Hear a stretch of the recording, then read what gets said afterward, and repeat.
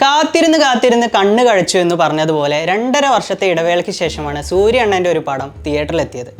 പക്ഷേ വമ്പൻ ഹൈപ്പിലെത്തിയ കങ്കുവയ്ക്ക് റിലീസിന് മുമ്പേ ഉണ്ടായിരുന്ന ഓഡിയൻസ് അല്ല റിലീസിന് ശേഷമുള്ളത്. സിനിമയ്ക്ക് ഇപ്പോൾ 3 തരം ഓഡിയൻസാണുള്ളത്. ഒന്ന് പടം കണ്ടിറങ്ങിയവർ, രണ്ടാമത്തേത് പടം കാണാൻ ആഗ്രഹിക്കുന്നവർ, മൂന്നാമത്തേത് പടം കണ്ടിറങ്ങിയവരുടെ വാക്ക് കേട്ട് കാണാനുള്ള മൂഡ് പോയവർ. പടം കണ്ടിറങ്ങിയവരോട് ഒന്നേ പറയാനുള്ളൂ, വലുതെന്തോ വരാനിരുന്നതാ, ഇങ്ങനെ അങ്ങ് പോയെന്ന് കരുതി സമാധാനിക്കുക. ഇനി പടം കാണാൻ പോകുന്നവർക്കും കണ്ടവരുടെ വാക്ക് കേട്ട് മൂഡ് പോയവർക്കും കുറച്ച് ടിപ്സ് തരാം. കങ്കുവയിൽ നിന്ന് എന്തൊക്കെ പ്രതീക്ഷിക്കാം?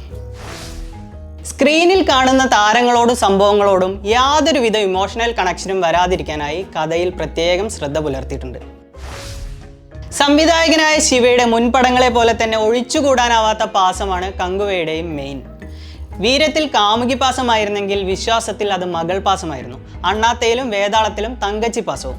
പക്ഷേ കങ്കുവയിലെ പാസത്തിന് ചെറിയൊരു വ്യത്യാസമുണ്ട്. നേരിട്ട് ബന്ധമൊന്നുമില്ലാത്ത ഒരു കുട്ടിയോടാണ് ഇത്തവണ പാസം.